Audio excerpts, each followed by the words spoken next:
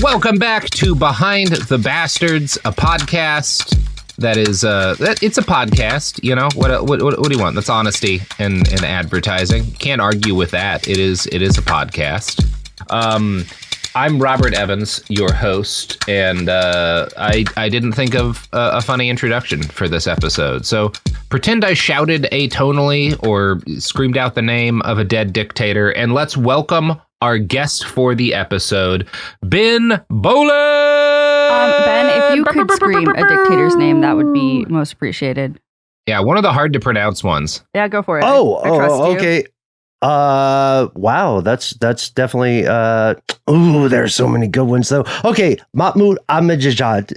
Ahmadinejad, I think. Ahmadinejad, you're right. There you go, See, this is why you're the host, Robert. Yeah. Yeah, I mean, that's an interesting one, right? Because he wasn't, I don't know how you characterize exactly what he was, but he's become a darling of Twitter since his time as the leader of Iran, which is always fun.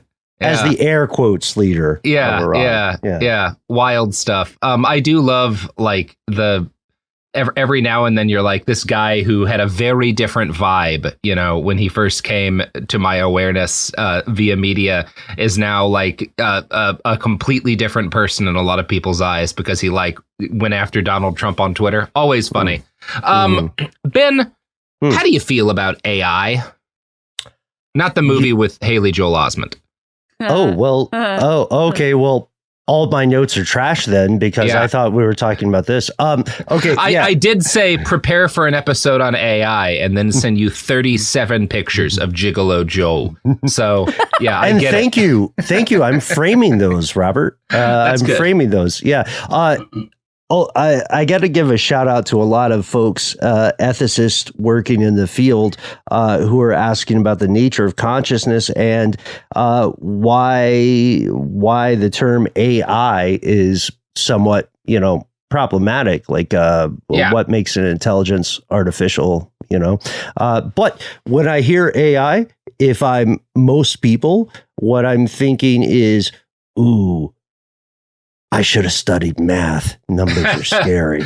I've been kind of digging into this as a new beat for myself as a reporter, as we'll introduce today. Like there's some stuff I've kind of gotten sucked into here. And as I've kind of talked to more people who are on the technical side of things here, I'm gaining both a deeper appreciation for how complex this stuff is. There's been a lot that sort of you've got this mix of like incredibly dense academic papers and kind of the commentary of people who are actually like working with the nuts and bolts of this stuff and not trying to pump up the price of the IPO valuation of their company, right? And then you've got kind of the hype cycle, which is very different, right? The people who are kind of talking about, how models are actually constructed and, what the ideal size for the models might be and like how the capabilities kind of will change as they sort of ramp up or ramp down the scale, talk about like the potential problems like model collapse and whatever, versus the people who are like, an AI is going to take control of all the nukes. No, this isn't just me stealing the plot of Terminator 2 in order to like hype up the power of the product my company's making. I swearsies, it's real. Swearsies. Swearsies. So that's how you know it's legit. That is some actual nomenclature used in the halls of power. Swearsies. Yeah. And I think you can always trust when a bunch of people with a vested financial interest in making their AI products seem extra powerful recite the plot of Terminator 2 to you as if it's, serious business. Mm-hmm. So as we've kind of led into, the internet is awash right now on kind of cheap takes on what AI means for the future. On one hand, you've got these kind of Terminator-y fears. Kind of the best example of this recently was Vice put out this very dumb article that was like, a military AI killed its creator because it was trying to stop it from launching a missile. And everyone was like, oh my God, we have to stop this. And then it turns out, well, actually what happened is like a bunch of human beings were sitting around a table, like kind of plotting out things that might happen if they ever built one of these, and someone was like, well, what if it did this? And like, that's all that happened. Like, they were playing fancy D&D. It's nothing to be scared of. Yeah, man, it's like a war game, like a simulation, right? It's a planning out a hypothetical, and that's headline chicanery. And it's not even a simulation where like they didn't like even code, a fake AI to like test it as a simulation. They were literally just like bullshitting, like nothing was built, which is not to say like I'm not concerned about the possibility of like AI, involvement in weapons targeting and stuff and that kind of thing. Like there's a lot to be concerned about there, but not this article. And then kind of on the other end, on the positive end of the hype stuff, you've got like this growing chorus of people who are like certain that AI is going to save education and rescue students. Bill Gates is like a big kind of he's one of the big guys like kind of pushing this idea. I found a thing recently where he was like very excitedly talking about how OpenAI had taught a chatbot to pass an AP test and why this might mean something good for education. I'm kind of hesitant to say that I buy that just because I haven't really seen any evidence that like an AI is actually good at teaching people stuff, which is not to say I haven't seen evidence that there are uses for it in education potentially. But like, I think people are getting a little bullish about this, and kind of somewhere in between those two hype peaks, the robots are going to nuke us all or the robots are going to replace teachers. Somewhere in between those two hype peaks is a story I ran across a couple weeks ago about an author who wrote 97 books in 9 months using ChatGPT. Oh no. Yeah. Oh no. I think oh gosh. All right. I'm going to guess a lot of people came across this story, and it's one of those things. It sort of dropped in a bunch of different like places, like I think the Post was one of them. Insider was one. These kind of like low quality publications or publications that have recently sunk in quality significantly, who are chasing SEO shit, right? And it's also kind of noteworthy to me that like this story hit right as the writer's strike began. Like the writers go on strike, and then there's this story about like, well, this guy wrote almost 100 books in less than a year using ChatGPT. Maybe we don't need all these writers. Now, if you actually look at this author, quote unquote, and with the most quotation marks around that word I can possibly add, like a whole script that's just quotes around the word author there, is a guy named Tim Boucher. And the reality, if you actually look into what he did here, he didn't write 97 novels using ChatGPT. He had an AI generate like 97 stories, each about 2,000 to 5,000 words. And if you don't know how novels work, generally speaking, kind of like the minimum word count before something's considered a novel is about 50,000 words. It's like, and that's a short novel, right? You're talking about like, I don't know, Old Man and the Sea style shit or something like that. I don't actually know how many words Old Man and the Sea is, but like my silly book with robot horny cyborgs and stuff was 120,000 words. So also, it's a really good book and people should read it. Thank you. That's very nice. It's not a compliment. I'm objectively saying it's a good book. Well, thank you. I appreciate that. Because like he's not having it write novels. What he did was he had it churn out short stories, each with dozens and dozens of illustrations in them. There's something like 50 or 60 in each story, which is also too many for a short story. Like, wait, Robert, did he draw the pictures himself? He sure did not. And we'll talk. So like, if you look at these, like I went to his webpage, and thankfully one thing I will give Tim Boucher is it looks like he's put most of these on a personal webpage rather than dumping them all on Amazon. Which is what we're going to talk about in a second. But if you look at this shit, he's got like a bunch of different, like one of the stories is Occupy AI, which is described as like a story about protesters fighting cops because AI takes the jobs away or something like that. There's not like characters given or any kind of like sense of a narrative arc, but the AI generated art for the cops like beating up people makes them look like the bad guys in Spaceballs, and I do appreciate that.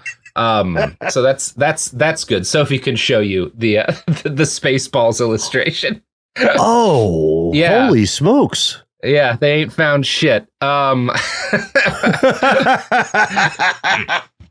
So I don't have a lot of respect for Tim's story writing project, but I also don't think it's particularly harmful, right? Like, other than that, this guy got a bunch of news attention. His books are presumably geared towards adults, or at least young adults, and I don't really think a lot of people are going to get swept up in it. But there is something sinister in the world of people using AI to generate stories. And this is where we get into like the meat of what we're actually going to be talking about this week, because I have found myself doing some journalism again. I don't do as much of that as I used to, but I fell down a rabbit hole over the last 2 weeks, and I have been investigating something that I found really fucked up and scary. And the short of it is, the robots are coming for your children. If you've got kids out there is a shady network of influencers and con men who are trying to warp your kid's brain so that they can make a quick buck off of Amazon KDP, which is Kindle Direct Publishing. So that's what we're fucking talking about today, because it's actually a serious problem that people should be aware about. And I haven't seen any real reporting on this. I was keyed into this story when I ran across a Reuters article like 2 weeks ago about a boom in AI written ebooks on Amazon. And the piece zooms in on this wannabe author named Brett Schickler. Brett is a salesman from Rochester who heard that ChatGPT could write stories, and he decided like he'd always wanted to be a writer, but he just like could never get anything down on the page. And he was like, well, maybe this will make it possible for me. He told Reuters, the idea of writing a book finally seemed possible. I thought, I can do this. Unfortunately, the book he put out is... Why is that so funny? I can do this by not actually doing it. It's so sad when you learn what he wrote, because his book is The Wise Little Squirrel, A Tale of Saving and Investing. Oh, it's a guide to financial literacy through the eyes of Sammy the Squirrel. And I'll say this. Everything we're about to talk to on this episode is much worse than The Wise Little Squirrel, because I will give him credit for one thing. Schickler's, like, Brett has a thing he wants to get across to people. I don't think he's done it well. I don't think this is the right way to teach kids financial literacy, is to have like a robot generate a story about a squirrel so they learn how to invest. But he actually seems to care about like transmitting information to kids, which is he's the only person who does. Yeah. So I'll give him some credit for that. I'll also give him some credit for the fact that the cover of his book, it doesn't look good. Like, this doesn't look like a real book, I wouldn't say. But there's nothing like inherently off-putting or terrifying about the squirrel drawing on the cover of his book. I don't know, man. I don't know, Robert. Sophie, do you find it unsettling? Well, there's the other animal there in Which the background. one? There's two. Yeah. That bear. Oh, there are two. Yeah. Wait, where's the other? In the tree. In the trees. Oh, yeah. The perspective is pretty fucked on that chipmunk. Yeah, I don't buy it. I don't buy the perspective here. And where did they get that acorn? We don't know. The acorn's massive. The acorn is bigger than the bear? Well, that's just because the bear's further away. But the acorn is at least the same size as the squirrel's torso. Yeah. Which I think might be, maybe the subtext here is that the acorn is inherited wealth, and the squirrel, it's to represent, whereas the squirrel in the tree behind him kind of represents the working class. Yeah. Who has no acorn, right? Because the inherited wealth of our anyway, whatever. I don't know. Why am I doing this? So you nailed it. You nailed it, man. Brett's book, which is available paperback only. That's another thing I'll give him credit for, because the stuff that's actually really grifty is all being done on Kindle. Is currently at about 30,000, number 30,000 in literature and fiction for children. One thing that does show is that like that sounds really low. That's not terrible, right? Like, given the number of books that are on Amazon, it's not like a runaway success. I think that this is like probably because there was a bunch of news stories around this, right? Because it's kind of the first AI children's book to go viral. It's not, again, any good, but I don't see the harm that like what we're about to be talking about is like a bunch of people who've done this in a much more harmful direction. So this story kind of got me looking into what other people were writing AI children's books. And part of why I thought to do this was late last year, I watched a documentary on the Folding Ideas YouTube channel. If you're not aware of that, Folding Ideas is a channel run by a researcher and a writer named Dan Olson, who I admire quite a lot. He's the guy who did that Line Go Up documentary on NFTs that helped cause the NFT crash. He's very good at what he does. And late last year, he published an investigation into a group of Amazon con artists who charge several $1,000s so that they can teach people how to mass produce low quality books to have both read by voice actors for Audible books and to sell on Kindle through KDP, which is again Kindle Direct Publishing. And it's one of those things where they're promising, they have all these lurid stories about you can make tens of thousands of dollars in a few weeks. They really brag. They're called the Mickelson twins, the particular folks he's investigating. And they brag a lot about how little effort it takes to do this. You have to do almost no work whatsoever. And it's one of those, they're basically just having people look through to see what's selling on Amazon, create topics, and then hire some ghostwriter, pay him a couple $100 to write a full book in 2 weeks, 3 weeks, something like that, and then find a voice actor and put it up. And these books, they're nonsense in a lot of cases. He was, I think the book that Dan put together is kind of a thought exercise, was about using self-hypnosis to deal with epilepsy or something. So a lot of really irresponsible topics, all that sort of stuff. But the topics, what matters is not what you're actually trying to get out. It matters that what you're having these ghostwriters write include keywords that correspond to popular searches on Amazon, right? It's an SEO scam. I read about this because Robert, the immediate question is, why are these guys now selling this trick, right? This grift that they have exhausted. Right? Why did they move to the next grift? It's very interesting. I wonder if their next thing is going to be self-help books.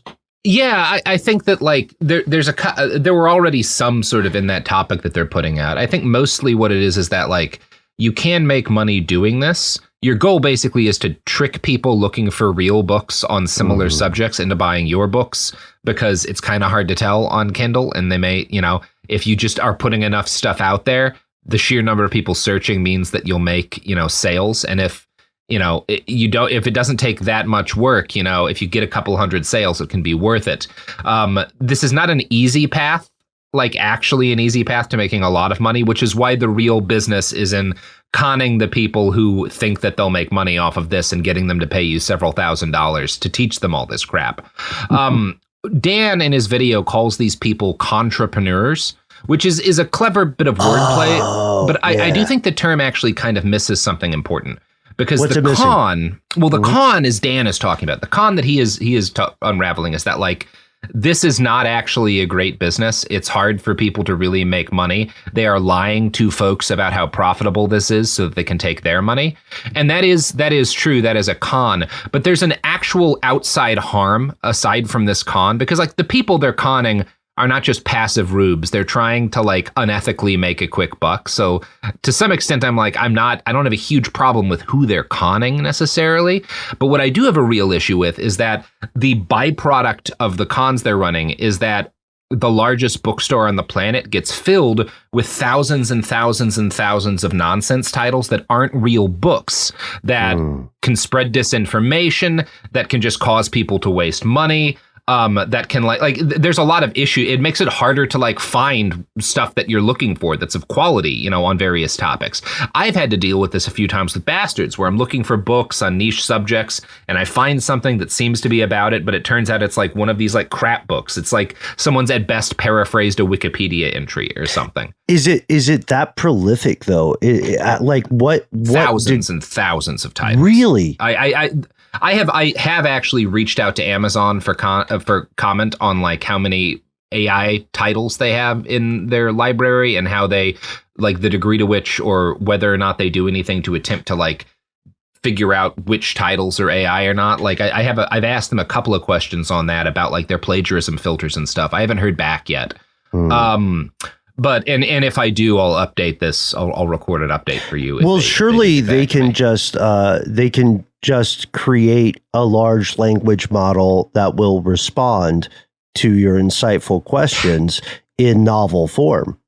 Yeah, that would at least be a response. So far, I haven't gotten anything from them because I think they're following the Elon Musk route of just ignoring any questions from media, because there's a lot of money. They make money anytime people upload this shit and anytime it sells. So like they don't have a problem with con men putting fake books up on the site. And it's one of those things, again, when I watched this video by Dan, I was like, well, this is an interesting con. I think what's happening here is kind of unsettling. And then the AI explosion happened, right? And suddenly this con gets supercharged because the main barrier to entry and barrier to production and profitability and the old way of doing things is the ghostwriting. These people, the original version of this con, you're hiring a human being to ghostwrite a fake book for you, basically, right? And a human being can only write 50,000-ish words so fast, even if all they're doing is like paraphrasing a bunch of like Wikipedia and news articles, right? Like there's a hard limitation on how many of these can get written, and it's going to cost money because even people who will do this very cheaply won't do it for nothing. Whereas ChatGPT and other large language models will write thousands of words for you for effectively nothing. So as soon as I kind of read this story about this children's book and thought back to Dan's video, I was like, oh shit, I bet this is causing like a massive surge in crap getting posted onto Amazon Kindle. And it's unfortunately like more unsettling than I had initially thought, because with this early scam, with like the these ghostwriting scams, the books tend to be aimed towards adults, right? You're trying to get adults who might be looking for a topic or something to buy your book. But right, yeah. It's hard to get ChatGPT to write a whole proper nonfiction book. Like getting it to write a 50,000-ish word book is almost impossible unless you do a bunch of like really messy sort of like prompt tricks. Which is why all of Tim Boucher's books were a couple of thousand words long.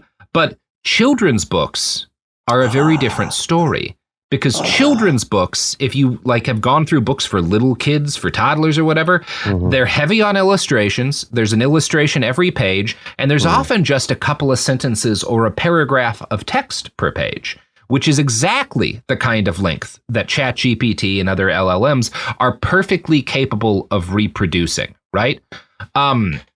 So as soon as the places you'll go. Exactly.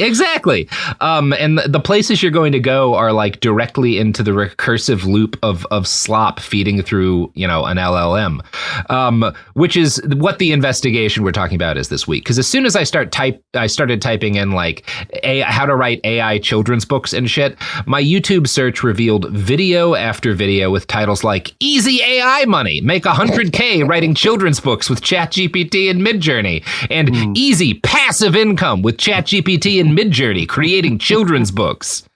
Now, I watched way too many of these fucking videos, all of which lay out the same basic strategy. The first step is to pick a prompt. An actual author might decide, for example, I want to teach children about the importance of conservation with a cautionary tale about the thoughtless capitalization of natural resources, right? That's the Lorax.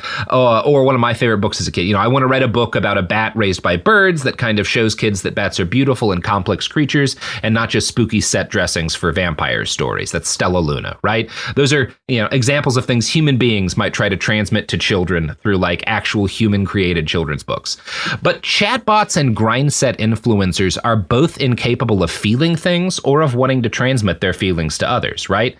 Like you've got people who are effectively soulless using a robot that is effectively soulless in order to try and transmit messages to children. And that gets dark pretty quickly, Ben. But you know what's not dark? Oh, is it goods and services? Yeah, the products and services that support this podcast. I don't know if you're aware of this, Ben. None of them are, we take one promise from our advertisers. Don't be evil. ...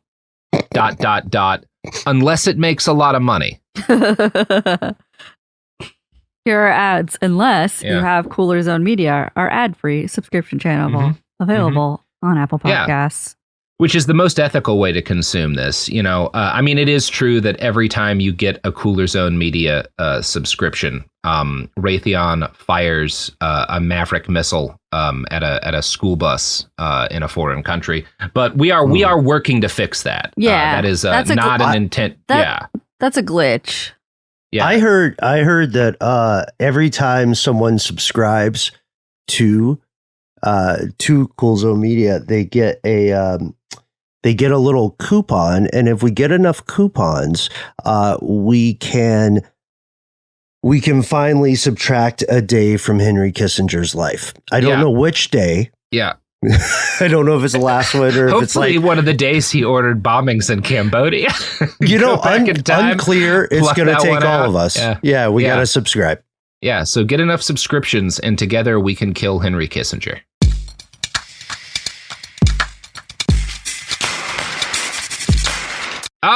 We're back. So, the process, Ben, of picking a topic for an AI kids book is mechanical and bleak. It starts with a trip to the Amazon sales rankings. People use extensions like BookBolt, which show which topics are selling well. And it's kind of a mix of the videos that I found pointed out that, like, you want stuff that's reasonably high up on the lists and has a good number of reviews, but you also don't want it to have too many reviews. The most successful AI kids books will only sell like dozens or maybe 100 or so copies. And so they kind of, like, a lot of the people making these videos will disguise that by showing you like sales calculation apps where they plug in books by actual human beings to like be like, you can make $32,000 a month, just like this guy who wrote this, storybook or whatever that's a bestseller did, which you're not gonna like actually do if you're really doing this for a business. But one of the creators that I watched kind of put together one of these guys is called the Zinni Studio. They advocate copying the premises of real kids books that have several hundred reviews but less than 1,000. They've like worked this out to a science where, like, if there's more than 1,000 reviews, you're gonna get lost in the mix, right? It's the stories are too big, so like whatever you put out isn't gonna break through. But if they've got a couple of hundred reviews, that's enough that, like, there's a lot of interest, but also you have a good chance that while your book's new, if you can get a couple of early sales, you can juke it up the spots.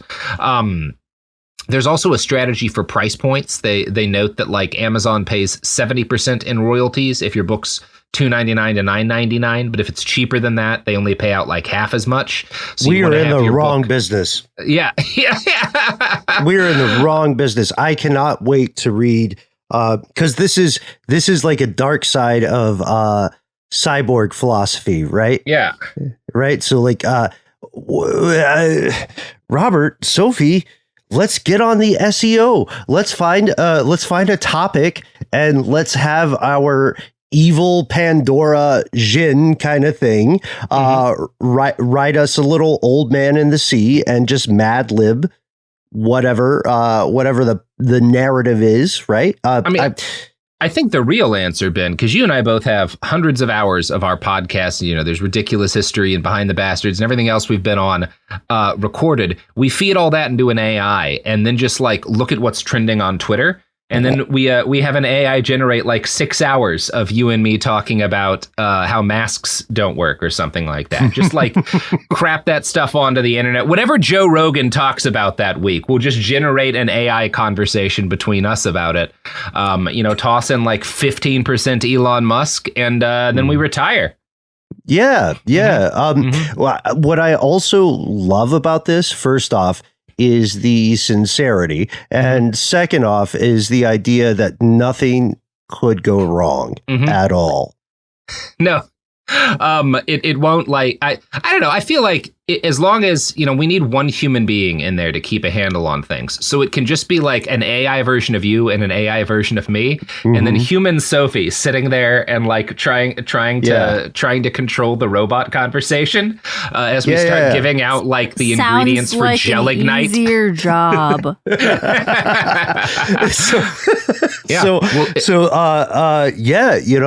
Sophie, it sounds like you're cool with that, right? Yeah, no, I could never replace Robert with a robot. Yeah, you could. I mean, it would be a robot. they've got that that AI Seinfeld where it's just like a never-ending mediocre Seinfeld episode. We could slip Sophie in that too. Make you moderate AI brainless Seinfeld. So why? This would be well, because we're keeping things interesting, right? The problem is that Behind the Bastards is an important and profound at times show. No, I'm kidding. Sometimes. Once or twice. Yeah. Yeah. Okay. All right. The problem is that Behind the Bastards is an important show. So it might be too high on our SEO. We need to get some kind of spin-off thing that appears to be irrelevant, but works on a search term that is kicking it for Jeff Bezos. Right.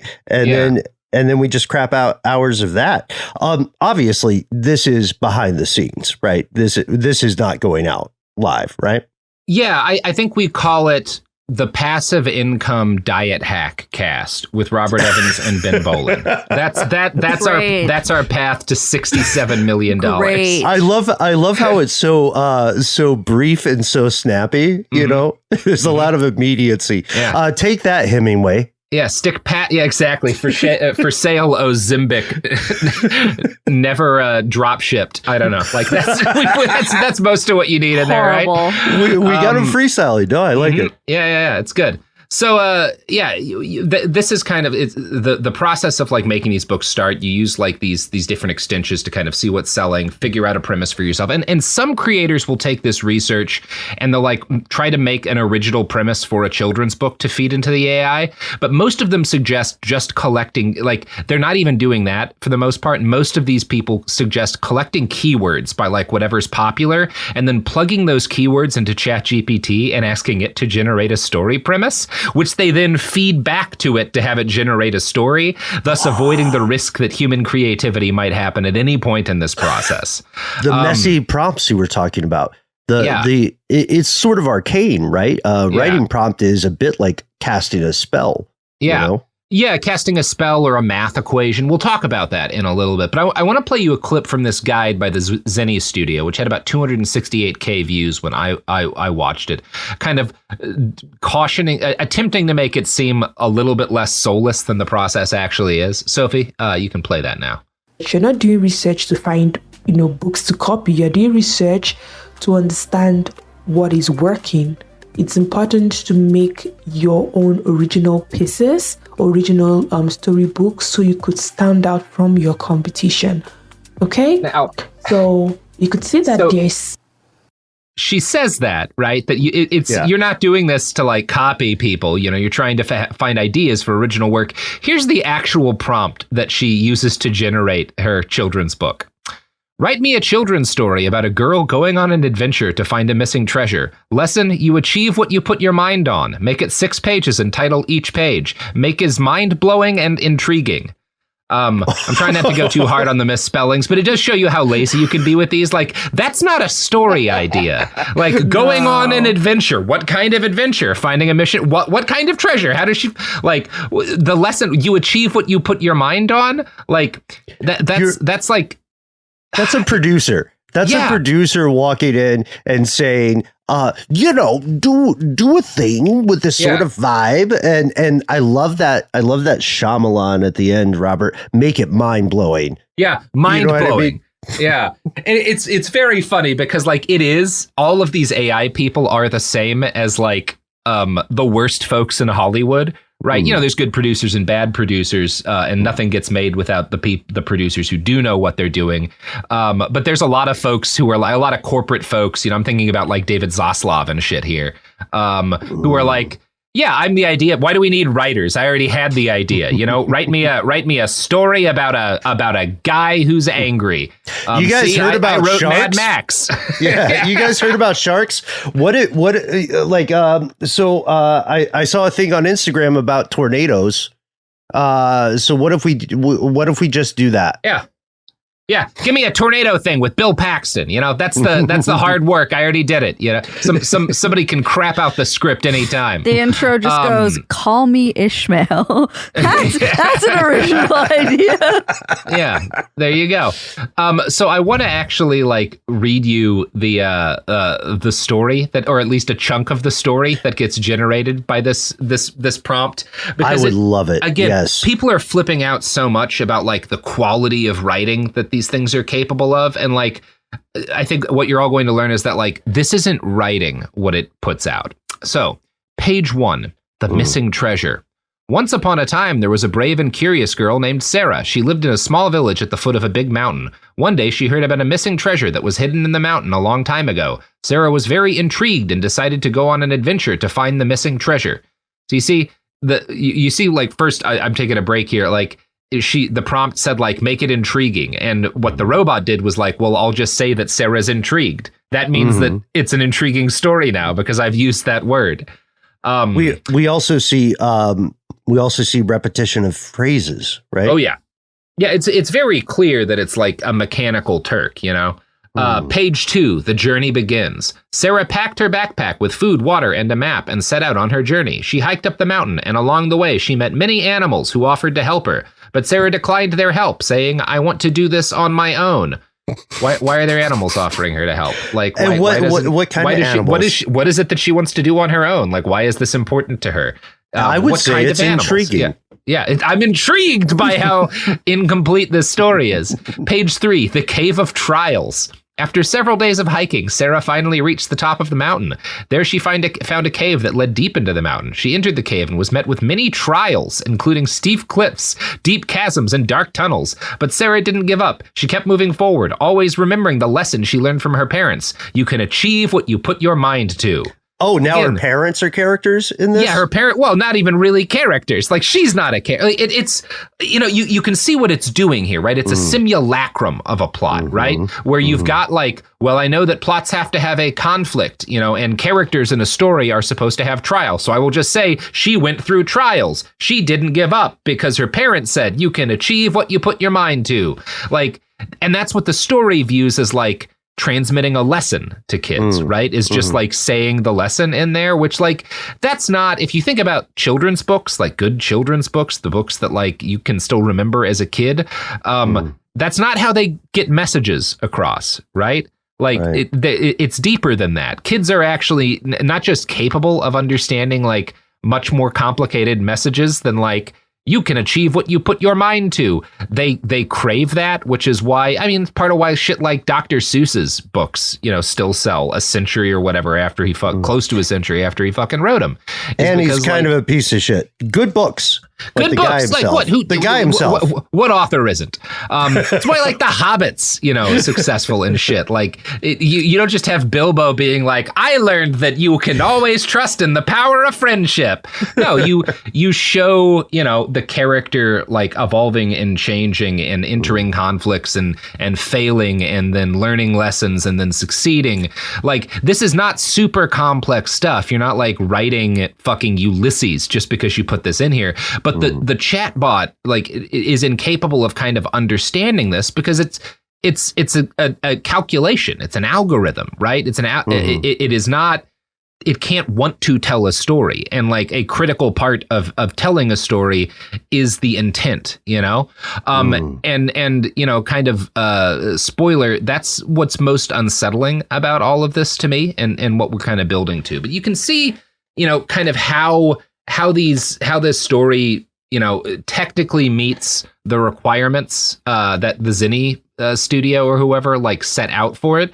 And none of these grind set people actually care about anything beyond the fact that like it might be able to pass muster on Kindle. So like it's good enough, right? We'll go for it. We'll take this script and turn it into a book for little kids. Right. First question, like, what do you think Joseph Campbell would think of this? Because it's clearly like, again, it's a structural aggregate approach. It's a very lazy Mad Lib that, you know, there's the uncanny valley to it. I agree with you there. It does feel that it's missing a soul right? We don't even know the animals. We don't even know the parents. Like, wait. I think he'd probably be kind of interested in the fact that sort of the, again, it's kind of the simulacrum of a story. It's not an actual story. It understands some aspects of the shape of a story, and it attempts to reproduce that, but without any kind of understanding of what the original is.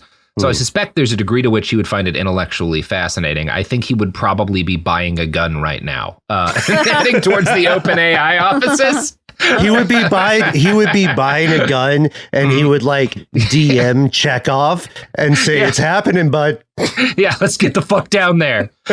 So I found an even lazier example of synthetic storytelling in a video by a guy named Christian Heidorn, which has about 120,000 views. His YouTube channel is called Tokenized AI, and he had Midjourney create what he calls a comic book. And boy, I am using those words as fucking. It's not a comic book, right? He's lying about what this is. It's a book with illustrations and barely any text, but it's not it's not actually a comic book. And he plugs in the plot for this. He gets ChatGPT to create a plot for him by kind of plugging in an equation for story ideas that reads like the brain of a Netflix executive. And I want to read you this equation because I find it really interesting. And Sophie will show you it because it's physically laid out like a math equation almost. Story. Please come up with a short story based on, in brackets, theme that uses elements that are typical for, in brackets, genre stories. Provide me with a 3 to 4 sentence summary and store it in plot. And again, like you kind of plug in a theme. I want the theme to be an adventure, or I want the theme to be like, an adventure story in the horror genre or whatever, something like that. And provide me with so that's kind of the way the equation looks. And Christian decides he wants a comic book that has kind of like Indiana Jones, Uncharted style art vibes about like a man and a woman who meet up by coincidence and go on an adventure in like a dungeon to get a treasure, right? Okay. And it's one of those things. I say the artwork has the vibes of like Indiana Jones or Uncharted because the vibes are purely a product of the actual art itself. There's no actual plot in the story that ChatGPT generates for him, and he has the robot break down a story page to page, but it's not a story. Scene 1, in a bustling Southeast Asian market, Maya and Leo accidentally bump into each other while following the same ancient map. Dialogue. Maya, hey, watch where you're going. Leo, that's my line. What? That's not like, that's nonsense. Like, it's one of those, like, why is that his line? We've never met these characters before. We haven't heard him say that to anyone else. Like, why would that be the response that he would make to her? Like, again, and this is because he's like that's the setup, that's the background for these characters you get. Scene 2, and again, this is like the second page of the story. Maya and Leo reluctantly agree to work together, deciphering the map's cryptic riddles. Dialogue. Maya, fine, but we split the treasure. Leo, deal. Scene 3. Journeying through the dense jungle, the duo encounters a treacherous river crossing, testing their teamwork skills. Dialogue. Maya, we'll need to build a raft. Leo, on it. Scene 4. Good. Yeah. Classic Leo. Yeah, classic Leo. That's the Leo I know, always raft building. Scene 4. The pair solves a puzzle in a hidden temple, revealing the entrance to the treasure chamber. Dialogue. Maya, we did it, Leo. Leo, together, we're unstoppable. Scene 5. Inside the chamber, Maya and Leo find the treasure, but also face a choice. Greed or friendship. Dialogue. Maya, we could just take it all. Leo, but at what cost? And this is in the video. The video's like, I want him to have to like choose between greed and friendship, which like they don't like, it's just an artificial choice. There's no like, again, if you're doing like even a slightly more effortful version of this, do an Indiana Jones thing, they pull the treasure, but the room starts to collapse and like Maya's, able to get across a chasm with the bag of treasure, but she can't help, like Leo falls and he's like hanging by a thread and she has to either take the treasure and run or drop the treasure and save him, something like that's not like, again, it's not like high art, but that's a conflict, right? There's maybe potential of tension there. The Last Crusade was great. Yeah, if you're gonna steal from Indiana Jones, do it well, right? Like, again, there's a whole, like, fucking Uncharted and shit started as doing that. Like, that worked out fine for everybody. Like, but it has to be a story, you know? We will forgive a lot of derivative shit. You know, think about Star Wars, right? Star Wars, if you actually look at the stuff that Lucas was pulling from, is actually pretty derivative of a lot of different things that inspired him as a kid, of a lot of different like movies and shows and comic books that he had read as a young man. And it's fine because it's a fucking rollicking good story, you know? But like, this is not a story. This is like the AI is checking every box, but it doesn't understand what the boxes are. So there's not. That's it. That's the quote. You nailed it. There's none of the characters want anything, really. There's no reason for them to be doing this. We know nothing about their lives. They're not like people, which again, this is like a little kid's storybook. So I think the idea that these people have is that like, well, kids don't notice that because they're dumb. And it's like, yes, they do. Like that's why like fucking Pixar movies were the biggest thing for kids for a while. Those are not like nonsense stories. Those all feel like the fucking Incredibles or whatever, or they're not. This is not Pixar, but like one of the most beloved children's movies of all time. I saw it when I was like a little bitty kid. The fucking Iron Giant and shit, or The Brave Little Toaster. You know, those are stories with like sorrow and character and motivation, and like things are set up and paid off. None of which the AI appears to be capable of doing. You know what this reminds me of, Robert? Huh. Are you familiar with the book Plato? No. Okay, so back in the days of the humans. Can I say that way now? Yeah, back before the robots destroyed us all. Sure. Yeah, in the days of the humans, there was a guy named William Wallace Cook who wrote a book called Plato with 2 T's, and he was like a old school hack, pulp novelist, paid by the word, etc., or paid by the letter. I don't know how the math works out. He tried to structurally calculate, to quantify the amount of possible stories. And he said there are exactly 1,462 possible plots. And right. You like the specificity, right? Yeah. So I love it. Yeah. 1928. He publishes his great epiphany in a book called Plato, the Master Book of All Plots. And I am frankly baffled that the new algorithmic overlords are forgetting their history. Yeah, feed Plato into ChatGPT. Let's do it. Let's light the tires. Light the fires, kick the tires. Yeah, I just want to generate 1,462 novels, and then we're done with books. You know, people said that when James Joyce put out Ulysses. This is the end of literature, but we can actually make it so. You know, AI can. We can have Maya and Leo star in all of them. You know, they can do it. I want to play you a clip from this fucking video making this dog shit, not a comic book. So Sophie's going to do that now. Need a third image though, because we need to convey the fact that they've bumped into each other. In this prompt, you'll notice that I start with the style, but then I immediately set the scene first. Only then I add the characters and finally end with the activities. As I said, you will need to experiment with what works best for you. I've also changed the aspect ratio because I'm creating a wider image panel. Okay, so this completes our first scene. Whether you use just one or multiple images... Sophie.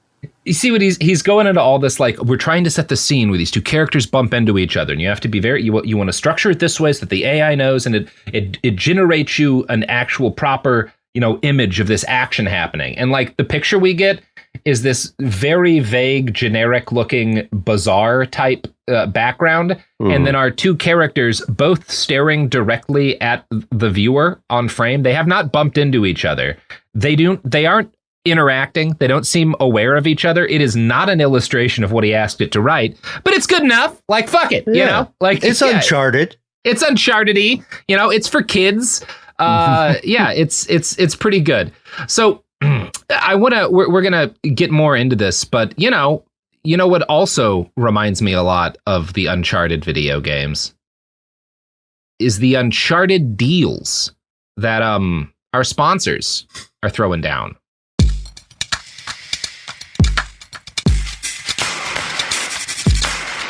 We're back. So looking at a bunch of these stories in a row kind of pulls the curtain aside on AI storytelling. A lot of the dialogue it generates is pretty nonsensical. And yeah, I keep going back to that like bit in scene 1 where she's like, "Hey, you bumped into me," and he's like, "That's my line." Because it makes no sense. And the only thing I can think is that at some point an actual human wrote a story, or probably a number of people did, where a character used that line as a retort, right? And ChatGPT's calculating algorithm or whatever was like, "This is an appropriate response. Plug it in," even though it makes no sense. Because that's kind of the way these things work. Yeah. Also, they both have one ancient map. And we're not why? Where did they get it? Yeah, right. And is it the same map? You know, do they have copies of this? Who made it? What is the ruins therein? Again, Indiana Jones and the Last Crusade sets this up very eloquently by having River Phoenix go on a Boy Scout adventure and then come home having nearly been murdered and find out that his dad doesn't give a shit because he's too busy like working out, his notebook that has all the clues for the movie that we're about to watch. Perfect, elegant, actual storytelling. Good shit. Man, that movie rules. So the question that a lot of us listening today are going to have is, it feels like we're talking a little bit about something profound, which is, you mentioned Ulysses earlier. Ulysses triggered such a awesome conversation in U.S. courts, right? Over the nature of obscenity, right? Yeah. I don't know what it is, but I know it when I see it, right? Yeah. So what, this does feel like there's something, we don't know what it is, but we know when it's missing to a human story.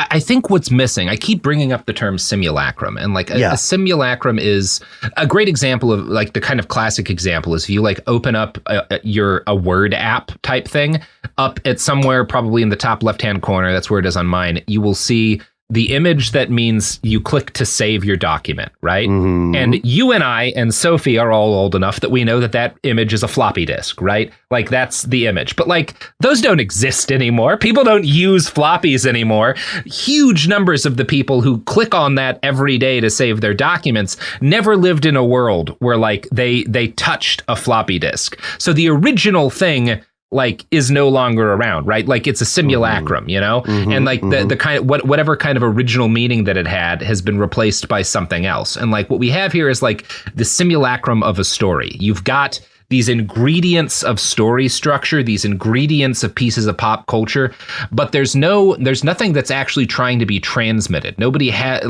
because there's not a person behind this, for one thing, and there's not an understanding of what it takes to make a story. So it can kind of look like a story. It can certainly trick these AI grind set people think it's close enough.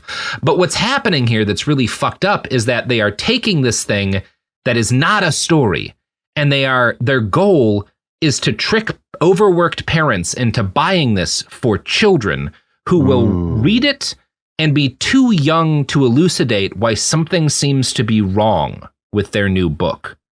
And that's actually very frightening, right? There's we're going to talk about learning in a little bit and how kids learn and how they don't learn. But fundamentally, kids are little information vacuums. And this stuff is wrong on a fundamental level, and they'll get that. They may not get it why, but it not only is it kind of off-putting to them, but it has the potential to do harm to them. And this is, we've had versions of this. There's this thing called Elzagate, right? Where a year or two ago, there were suddenly all of these hundreds and hundreds and hundreds of what appeared to be AI generated videos that were involving Disney characters, Elsa being a big one from, I think, Frozen. And they were singing songs and doing all. What are you calling this character? Elsa, right? Elsa. Yeah. Elsa. No, you said Elsa. Yeah, I said Elsa, right? Didn't I? Whatever. Okay. So, whatever.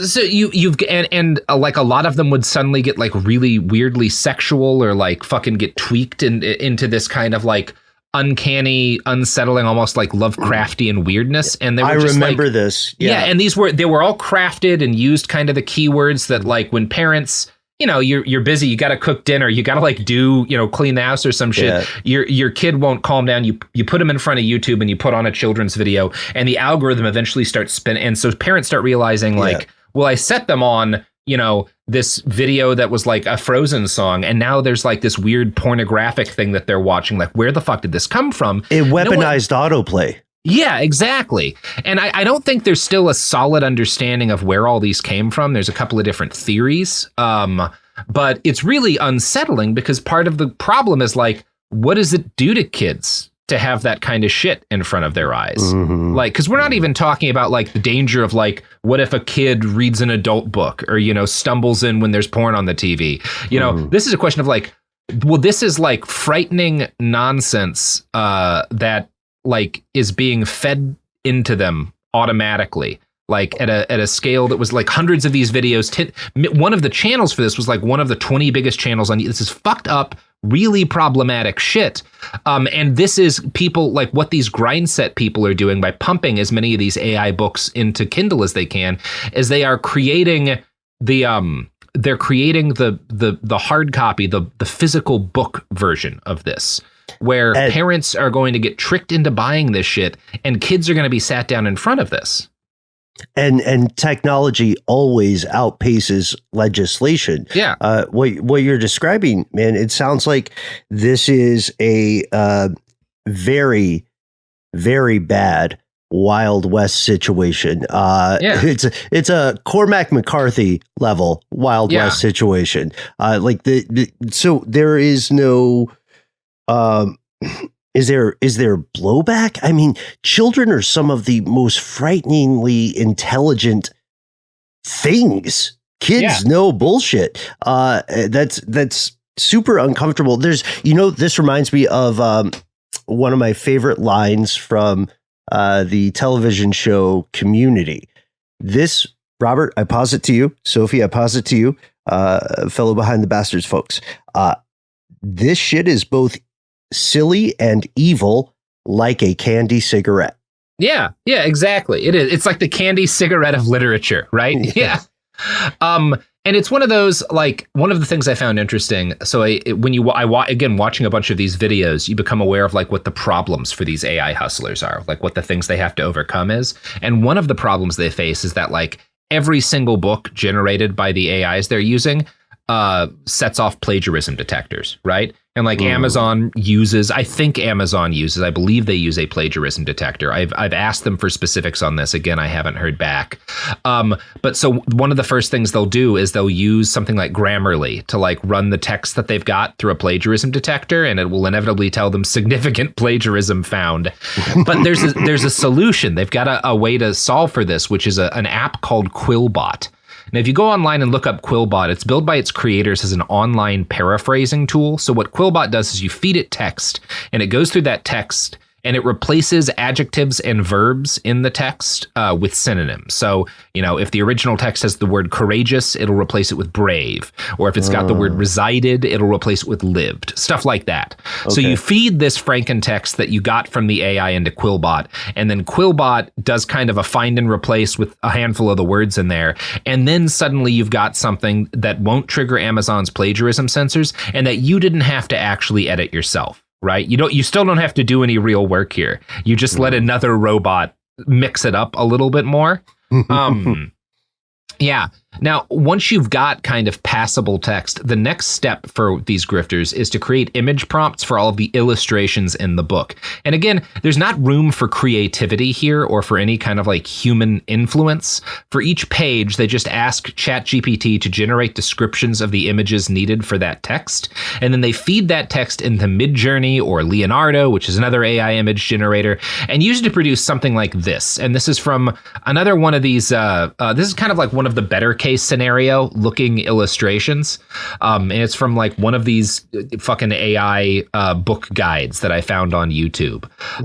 And it's, you know, it's not remarkable, right? Like I'll read you the text. This is from chapter 1, setting off on an adventure. And this is the whole chapter. Once upon a time, there was a young girl named Sarah who lived in a small village surrounded by rolling hills and lush forests. Sarah was an adventurous spirit and loved to explore the great outdoors. One day she heard a rumor that a long-lost treasure was hidden somewhere in the hills. The treasure was said to be a great wealth of gold and precious gems, and whoever found it would be incredibly rich. Sarah was determined to find the treasure and put all her focus on the task at hand. Because the message here is that you need to focus in order to achieve your goals. Okay. Yeah. And it's the art that accompanies it isn't bad. It looks it kind of at first glance, you might assume a human drew it. You can kind of tell, like, for one thing, the perspective on the backpack on her back is all fucked up. It's not like actually quite right. It might be that her hand is in a pocket, but she might actually just not have a hand. But like, it doesn't look bad. You especially, again, you're like an overworked parent looking for a book for your kid. It could be way worse, is what you're saying. Yeah. If you're and if you're just like a parent skimming through these, maybe you don't catch this, right, as like something problematic. You just see like, all right, well, that one works. And by the standards of AI children's book arc, this one looks pretty good. And I should say here, if you want to look at this stuff yourself, the text version of this article, of the whole article that we're using as the script for this, will be up as soon as the episodes drop on my Substack, Shatterzone. Just type Shatterzone Substack into Google. It'll be the first article that pops up. If you click on that, it's free to view. You don't have to give me your email or any of that fucking bullshit. And you can see all of the images and find links to everything if you want to like track back to the work that I did here. So that's kind of the best case scenario for how these AI kids books work. The worst case scenario is shown in this video, which has about 412,000 views, by Paul Marles. Now, prior to the AI explosion, Paul, he had a bunch of videos teaching people how to like con other folks through Amazon KDP, kind of the old fashioned way, by like hiring ghostwriters and shit. His videos had titles like $9,636 from 30 to 60 minutes work! ! Make money online with KDP low content books. This is like what he's advertising, is like, these are low content books. You don't have to put anything into them. It's the laziest thing ever, but you can make this weirdly specific number of money if you follow my guides. And Paul Marles, if you look him up, he has dozens of videos for sale on Amazon. I have reached out to Paul. His one of the ways you can tell this guy's sketchy is he has a website that like offers all of his different sort of like, you know, guidebooks and videos and stuff for people who want to follow him in this grift. But it has no contact info. I did like send him a message on his Facebook, which I don't think he will check, but you know, I did reach out, Paul. I don't like Paul. I think he has a face in need of a fist here. I'm not using that kind of language in the article that I've written because I want to seem like an objective journalist. But sure. As you'll see when we play a clip from this guy's video, he's pretty immediately off-putting. Now, Paul ups the ante on laziness here by cutting out the text entirely and instead generating a children's coloring book that he hopes will SEO well because it's about dinosaurs and turn a profit. It's even lazier, right? That's what Paul is. Is like, this is already a lazy grift. Paul's going to make it lazier. Fuck all that text. We don't need a story. Like, we don't need to use ChatGPT. We'll make a coloring book super easy. And you may think a coloring book would be less problematic than some of this other shit we've seen. I assure you it's not.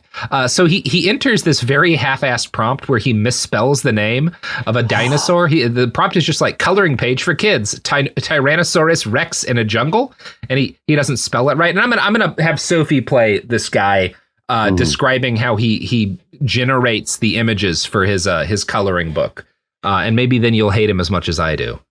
Enter what we want our image to be of. Now, I'm going to do a dinosaur colouring book. That doesn't mean to say you need to go out and do a dinosaur colouring book. You can use this method to create any number of different types of colouring book that you want. Right. So I'm going to put in Tyrannosaurus Rex in a jungle. The next instruction is going to be what sort of style, and we're going to put in cartoon style. Then I'm just going to tell it how I want the lines, and I want this with thick lines, low detail, and no shading. Now, put in no shading, but you'll find that it probably will create some images with some element of shading. The next is we need to put 2 minus signs and then AR for aspect ratio. So we're just going to put in 9:11. And then we have enter. And we can see here it's starting to create the images.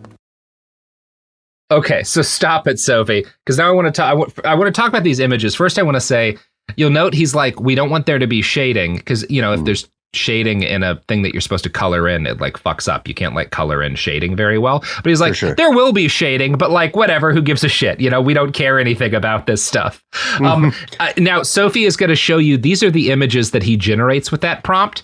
Take a good look at these dinosaurs. Can you tell me anything that's wrong with these Tyrannosaurus Rexes?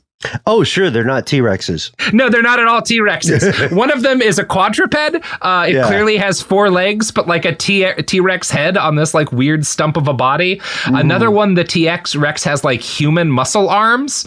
And thumbs. And thumbs. One of them, the one on the bottom left, like not only is the bottom jaw twisted away from the top jaw, but if you notice, its front arm is actually its back leg. The back of its body is merged with a tree, and then like there's maybe 2 other sort of half-formed limbs there, and then the bottom right one, like these I cannot exaggerate to you. Like go to Shatterzone Substack, look at these fucking T-Rexes. These are such fucked up janky Tyrannosauruses. Like it is offensive to me how shitty these T-Rexes look. Yeah.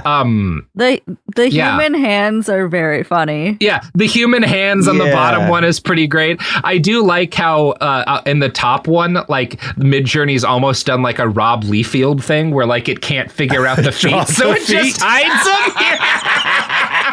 them. So hey, maybe AI has at least reached Liefeldian levels of like illustrative potential.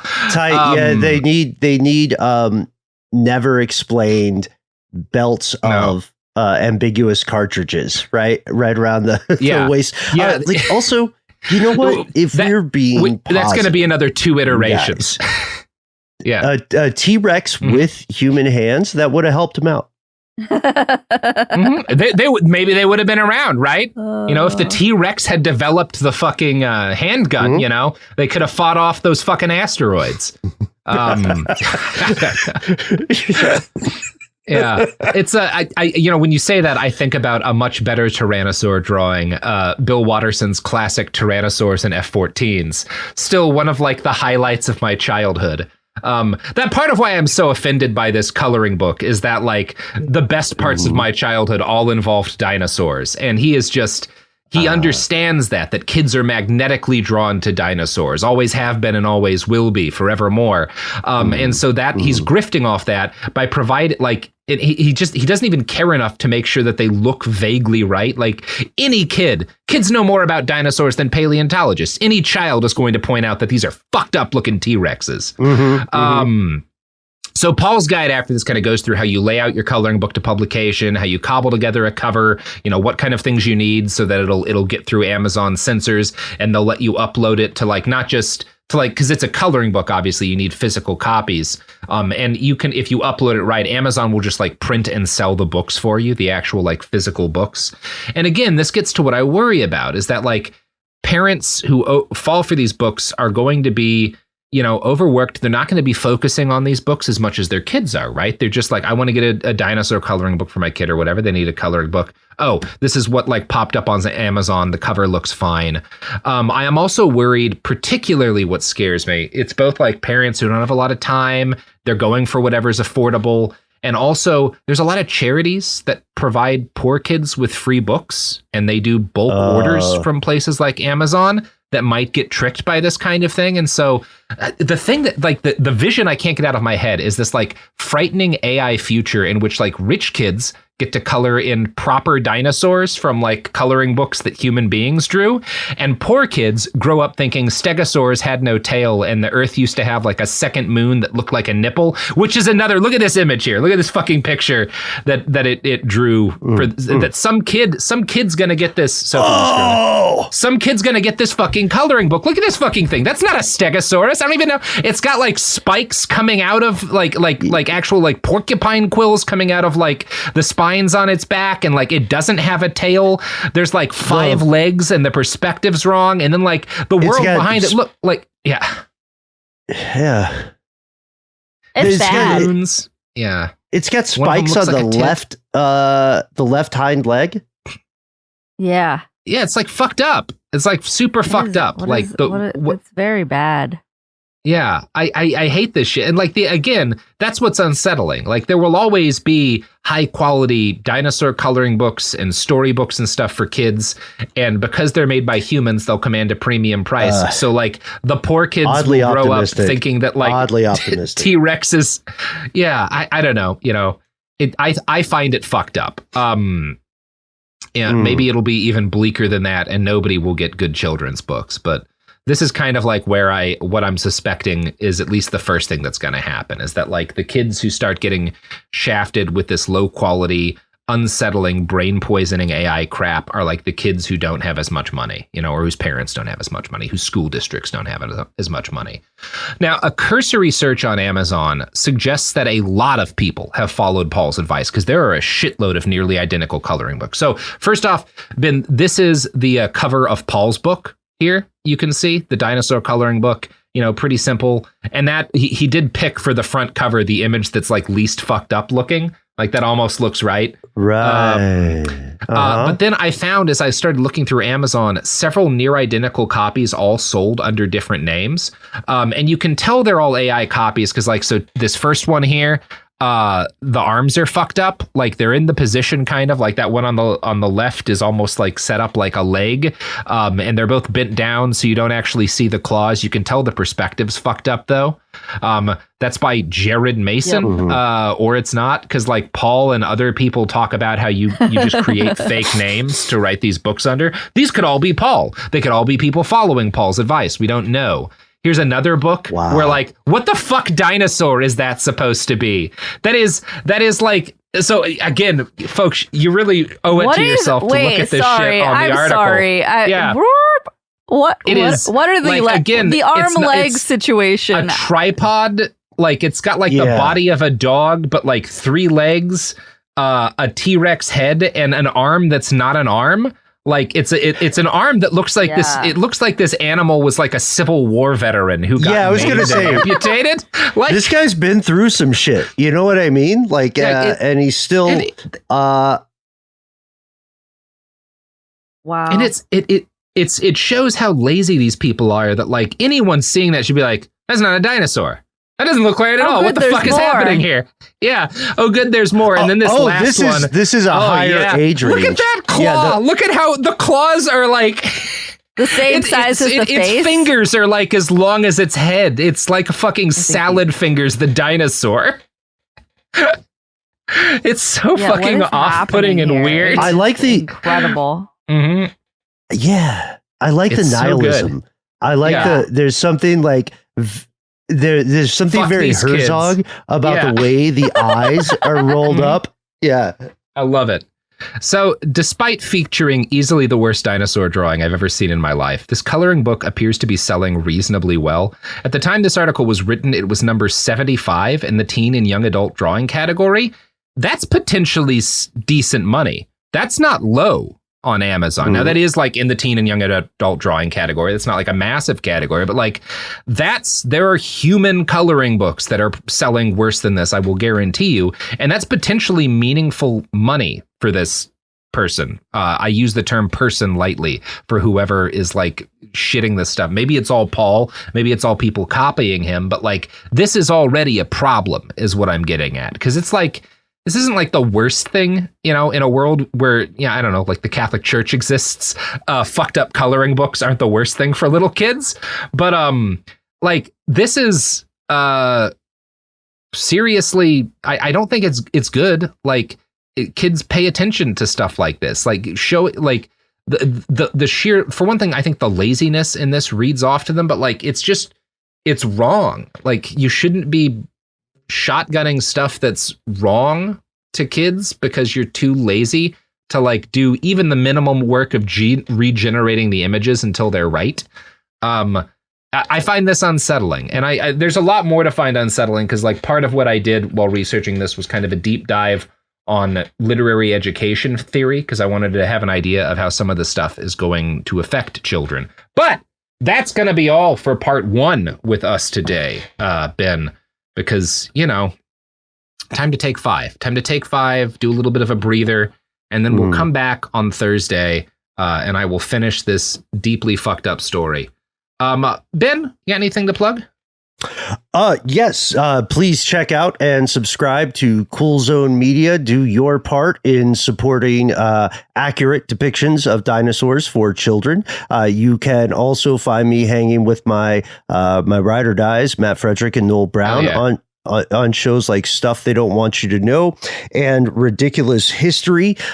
You can find me talking trash about MREs and French military rations on Twitter, named in a burst of creativity at Ben Bowlin HSW, or at Instagram at Ben Bowlin. That's the whole thing. Yeah, I think that's it, right? No? Good? Oh, yeah. Solid. Excellent.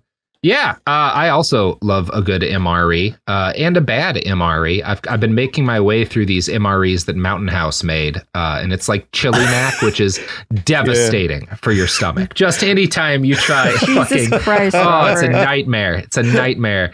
There's some good ones, though. I got a nice bison stew that I think one of the companies I have made. Yeah, there's some good ones out there. I had some when I was out hunting for a couple of days in the Cascades last year. I had this this freeze-dried biscuits and gravy that actually fucked unreasonably hard.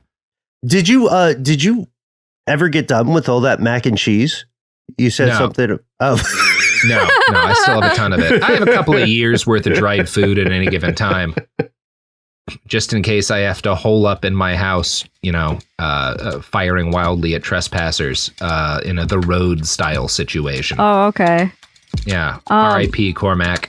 We also would like to plug the newest Cool Zone Media series, Sad Oligarch, hosted by J.K. Hanrahan, available on all the things. Robert, do you want to give that link for where people can follow your Substack one more time? Hell yeah. It's Shatterzone. So just go to shatterzone.substack.com and you will find my thing. You don't have to sign up or anything. It's free. You're good. Tight. Bye. Shabamzo. Behind the Bastards is a production of Cool Zone Media. For more from Cool Zone Media, visit our website, coolzonemedia.com, or check us out on the iHeartRadio app, Apple Podcasts, or wherever you get your podcasts.